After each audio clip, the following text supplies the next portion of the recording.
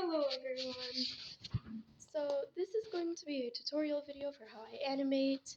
I've never made a tutorial video before, so I apologize if this is a little bit terrible. But I'll just be talking about my process on how I actually do animation. This isn't going to be including how I draw them or anything. All you need to know is the parts that are moving are going to be separate from the other parts. So they're going to be separated. I also apologize. I have a bit of a cold. So I might sound absolutely terrible while recording this.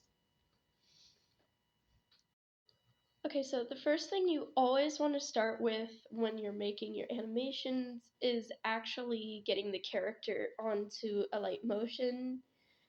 I spend usually around a few hours maybe drawing the characters and then separating them into pieces. I start with usually a sketch, then line art, then color. It's really simple. But once you have all of the pieces on there, you want to do pivot points. Getting the pivot points correct can be kind of tricky at times.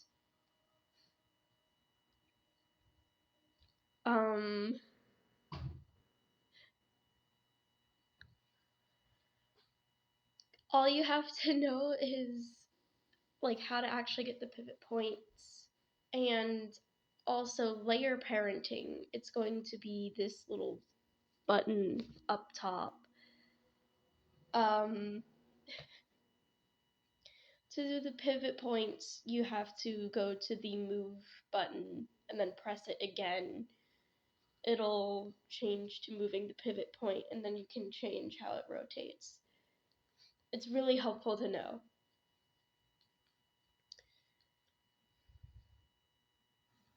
So in the background, while I'm getting the pivot points and all that figured out,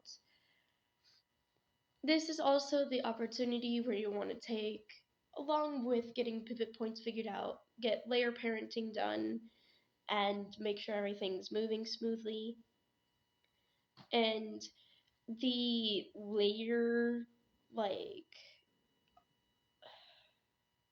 it's very important to have the layers kind of organized, because then you'll have pieces going underneath that are supposed to be underneath rather than like the back arm being in front of the head or something.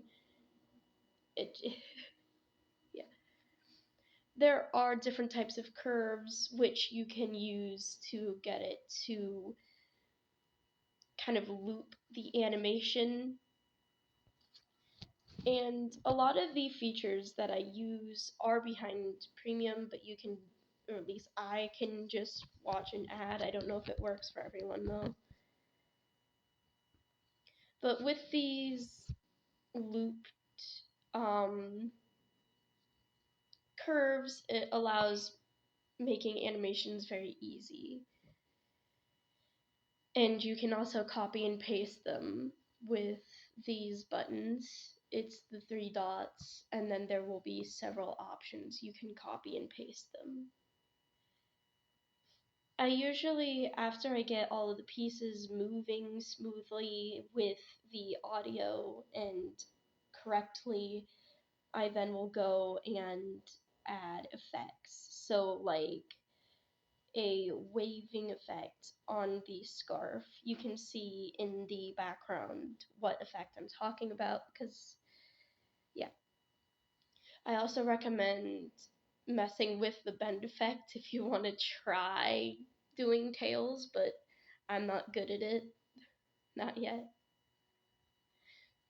I will apply the wave effect to clothes and to hair, and depending on what type of tail the character has, I will also apply it to the tail. You can also actually mess around with that effect to make a slithering snake. I can show an animation on screen right now of what I'm talking about. After I get all the effects on, you can make a shadow by duplicating the layer, making the color dark, changing the blending mode, and making it a clipping mask thingy. But I really do recommend for more in-depth tutorials made by someone else.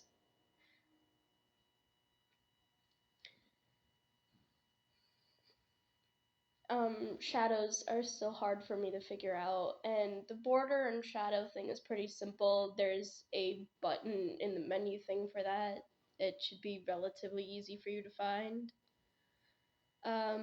Again, I've never made a tutorial before, so I apologize. This also took me longer to make than normal because I just didn't know how to make it, so I'm just going for it. I really do hope this helped, and if you have any questions, please ask, and I will try to answer them the best I can in your comments. Or in the comments if I can. If I need to, I'll just make a new video.